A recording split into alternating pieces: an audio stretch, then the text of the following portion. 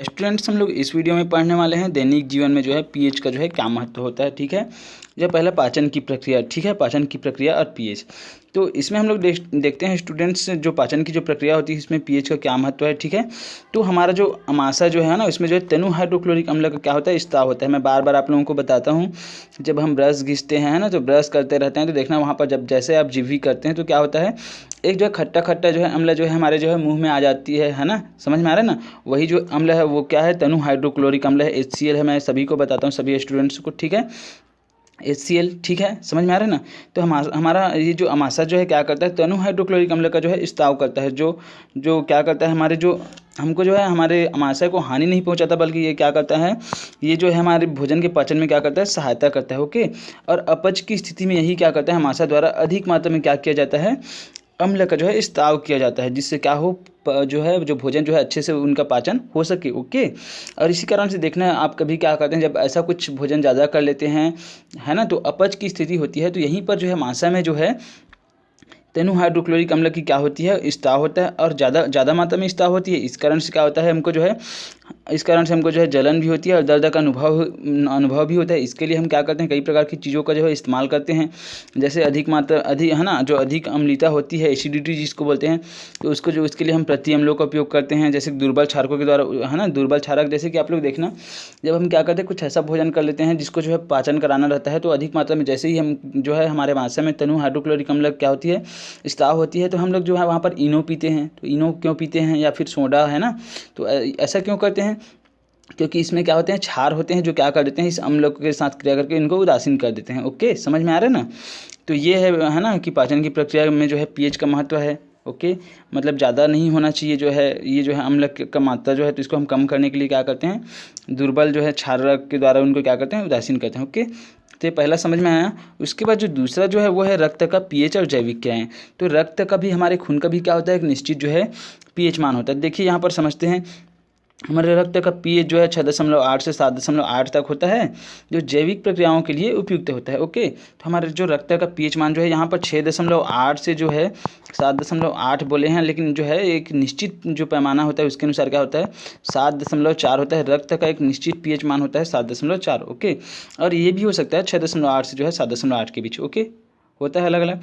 तो ये जो है क्या होता है, इतना जब रहता है 6.8 से 7.8 के बीच में जो है पीएच मान जो है रक्त का, तो क्या होता है, है ना, इस पीएच मान पर जो है क्या होता है, पीएच मानों के बीच रक्त, प्लाज्मा और सीरम में जो है अधिकतर रसायन जो है उचित संतुलन बना रहता है। अगर 6.8 से 7.8 के बीच अगर पीएच मान रहता है हमारे रक्त का, है ना, तो क्या होता है, जो जो यहाँ पर प्लाज्मा और सीरम में जो अधिकतर जो रसायन जो होते हैं ना, उनका क्या रहता है, संतुलन बना रहता है। ओके, समझ पा रहे हो। जैसे कि यहाँ पर दिया हुआ है कि अम्लीय माध्यम में जो है हीमोग्लोबिन के अणु की आकृति बदल जाती है। ओके, और ये जो है ऑक्सीजन की अच्छी तरह से ग्रहण नहीं कर पाते। ठीक है, हम जानते हैं कि हमारा जो ब्लड जो है उसमें जो है हीमोग्लोबिन पाया जाता है, और हीमोग्लोबिन क्या करता है, वो जो है ऑक्सीजन के अणु को क्या करता है, ऑक्सीजन के जो अणु होते हैं ना, उनके जो है उनको जो है लाने ले जाने के लिए क्या है, संवहन के लिए जो है जिम्मेदार होता है। ओके, समझ में आ रहा है। तो ये जो है क्या करता है, हीमोग्लोबिन जो है अगर अम्लीय हो जाती है, हमारा रक्त जो है अगर अम्लीय हो जाता है, तो ये जो है ऑक्सीजन को अच्छी तरीके से क्या नहीं कर पाता, ग्रहण नहीं कर पाता। इसलिए ओके, इसलिए जो है पीएच जो स्तर है वो एक निश्चित होना चाहिए। समझ में आ रहा है, समझ पाए यहाँ तक। हाँ, उसके बाद जो है तीसरा हम लोग देखते हैं स्टूडेंट्स, यहाँ पर लार का पीएच मान जो है, हमारा जो लार जो होता है मुंह में होता है ना, उनका पीएच मान का जो है क्या प्रभाव पड़ता है। तो हमारे दांतों का जो इनेमल जो है होता है वो कैल्शियम फास्फेट से बना होता है ना। दांतों का इनेमल कहने का मतलब हमारा जो दांत है ना, जो सफ़ेद रंग का जो होता है, बहुत ज़्यादा हार्ड होता है। ठीक है, तो वही जो है किससे बना होता है, कैल्शियम फास्फेट से बना होता है। ये हमारे शरीर का सबसे कठोरतम पदार्थ है, यही है ना, हमारे शरीर का। ठीक है, और ये जो है जल में घुलता भी नहीं है ना, कहाँ से घुलेगा।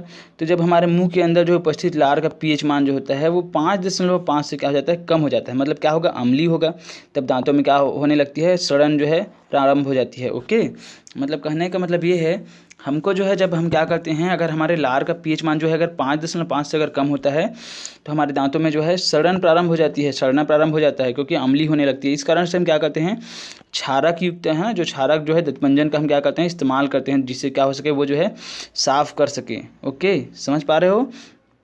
तो इसलिए जो है हम जो दंत मंजन या कुछ भी करते हैं वो क्या होता है, इसमें क्षार होता है। ओके, समझ पा रहे हैं यहाँ तक। उसके बाद स्टूडेंट्स उसके बाद हम लोग देखते हैं पीएच और पौधों, है ना। चौथा देखते हैं हम लोग पीएच और पौधों व जंतुओं की आत्मरक्षा। तो पीएच जो है कैसे पौधों और जंतुओं की आत्मरक्षा करता है, तो यहाँ पर देखते हैं स्टूडेंट्स हम लोग। तो कुछ पौधों जैसे बिच्छू है, पौधे में जो है बारीक, है ना, बारीक एवं चुभने वाले रेशे या रोम होते हैं। तो आप लोग देखे होंगे जैसे बिच्छू है या फिर ततैया है, जिसको आप लोग जो है छत्तीसगढ़ी में ततैया भी बोलते हो, है ना। तो ये जो है क्या होता है, इनमें जो है जब मनुष्य या कोई भी जंतु क्या करते हैं, इनके संपर्क में आता है तो ये क्या करते हैं, उनके शरीर में चुभ करके, जो पेड़ पौधे होते हैं चुभ करके, या फिर जो है जो जीव जो होते हैं जैसे बिच्छू है और ततैया है ना, ये सब क्या करते हैं, ये उनके शरीर में जो है चुभ करके क्या कर देते हैं, कुछ अम्ल छोड़ देते हैं। जैसे फार्मिक अम्ल, चींटी भी काटती है तो फार्मिक अम्ल छोड़ती है, ठीक है, या फिर बिच्छू या फिर ततैया हो ऐसा, तो क्या करते हैं, जैसे ही काटते हैं तो क्या करते हैं, एक अम्ल को छोड़ देते हैं, फार्मिक अम्ल को, ठीक है ना। जिससे क्या होती है, हमारे शरीर में जो है जलन और दर्द का क्या होने लगता है, अनुभव होने लगता है। और इसी प्रकार से पेड़ पौधे भी जो चुभने वाले होते हैं, जो जिसमें क्या होते हैं, अम्ल होते हैं, उनको जो है कोई भी जीव जंतु क्या करते हैं, खाते नहीं हैं, क्योंकि उससे उनको जलन और, है ना, दर्द महसूस होता है इस कारण से। और इसी प्रकार जो मधुमक्खी भी है वो भी क्या करती है, एक अम्ल को जो है स्त्राव कर देती है शरीर में, जिसके कारण से क्या होता है, जलन और दर्द होता है। इस कारण से क्या होता है, ये जो है अपना आत्मरक्षा करते हैं। इसी कारण से हम क्या करते हैं, हम उनसे जो है उनको जो है किसी भी प्रकार से परेशान नहीं करते हैं, ताकि हमको अगर काटे ना करके, समझ पा रहे हो ना। और इस प्रकार से उनकी क्या होती है, आत्मरक्षा होती है। ओके, चौथा पॉइंट समझ में आया। अब हम लोग पाँचवा पॉइंट देखते हैं स्टूडेंट्स, मिट्टी का पीएच और फसल का क्या, है ना, फसल उत्पादन पर क्या प्रभाव पड़ता है।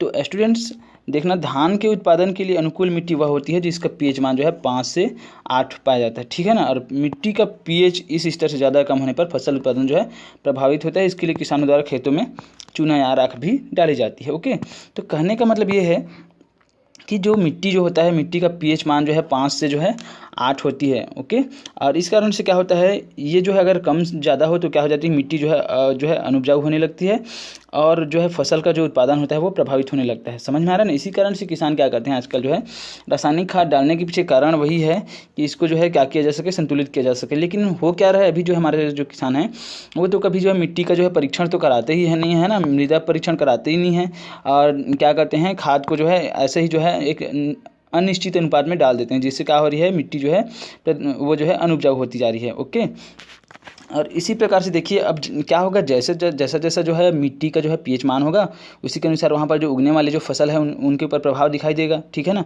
तो यहाँ पर जैसे कि यह है हाइड्रेंजिया का फूल जो है मिट्टी का अम्लीय कारण ही क्या होता है, अपना रंग प्रदर्शित करता है। जब मिट्टी अम्लीय होती है तो वह नीला रंग का होता है, और जब मिट्टी जो है हल्की क्षारी होती है तो वो क्या हो जाता है, गुलाबी रंग का प्रदर्शित करता है, ठीक है ना। तो इस प्रकार से क्या होता है, मिट्टी का पीएच मान भी क्या होता है, निश्चित होता है, जैसे कि 5 से 8 के बीच में। और अगर ज़्यादा हुआ तो वो क्या होने लगता है, वो जो है फसलों की पर या फिर जो उस पर उगने वाले जो पेड़ पौधे हैं उनके ऊपर जो है वो जो है उनको जो है प्रभावित करने लगता है। ओके, समझ पा रहे हैं ना। यहाँ पर कुछ क्वेश्चन है तो क्वेश्चन को जो है बाद में देखेंगे, ठीक है। उसके बाद हम लोग देखेंगे लवण क्या होता है। ओके स्टूडेंट्स, तो इस यहाँ पर हम लोग देखते हैं लवण क्या होता है। तो जो लवण हम लोग देखे हैं, है ना, तो अम्लीय माध्यम में जो अम्ल जो होते हैं हम लोग देखे हैं, अम्ल जो होते हैं H+ आयन उत्पन्न करते हैं, और क्षार जो होते हैं OH- आयन उत्पन्न करते हैं, आप लोग देखे होंगे, है ना। तो लवण क्या होता है, यहाँ पर देखते हैं, जब भी क्या होती है, अम्ल और क्षार जो है, अम्ल और क्षार क्या करते हैं, अम्ल प्लस क्षार, अम्ल और क्षार आपस में जैसे ही क्रिया करते हैं तो क्या होता है, एक जो है H+ आयन दिए रहते हैं और एक जो है OH- आयन दिए रहते हैं। तो ये दोनों आपस में क्या करते हैं, क्रिया कर लेते हैं, और जो है क्या बनाते हैं, लवण बनाते हैं यहाँ पर, ठीक है, लवण बनाते हैं। और H+ आयन और OH- आयन दोनों मिलकर क्या बनाते हैं, H2O, क्या बनाते हैं, H2O जल बनाते हैं। ओके, तो इस प्रकार जो है अम्ल और क्षार जब आपस में क्रिया करते हैं तो एक लवण बनता है, और क्या बनता है, जल बनता है, ठीक है।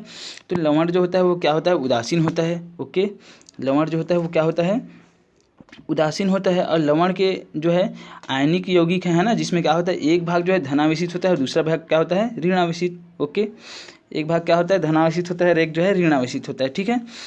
और उसके बाद जो है इसमें जो होता है कि धनात्मक आवेशों की संख्या जो है ऋणात्मक आवेशों की संख्या के बराबर होती है ना, समझ पा रहे हो ना। तो जैसे कि सोडियम है ना, सोडियम है ना, सोडियम प्लस क्लोरीन जो है क्या, हाँ ये नहीं उदाहरण है ना, ये ठीक नहीं है उदाहरण। दूसरा उदाहरण हम लोग देखते हैं, एक भाग जो है धन आवेशों की संख्या और दूसरा जो है ऋण आवेशों की संख्या के बराबर होती है, और विद्युत रूप से क्या होते हैं, उदासीन होते हैं। जैसे कि अब हम लोग देखते हैं ये सोडियम क्लोराइड क्या है, एक लवण है, ठीक है। तो ये जो है सोडियम प्लस में है ना टूटेगा और Cl माइनस में, तो एक भाग जो है धनावेशित होता है और एक भाग क्या होता है, ऋण आवेशित। ओके, तो इस प्रकार से क्या होता है, सोडियम क्लोराइड जो है क्या होते हैं, विद्युत के क्या होते हैं, उदासीन होते हैं। समझ में आ रहा है? ओके।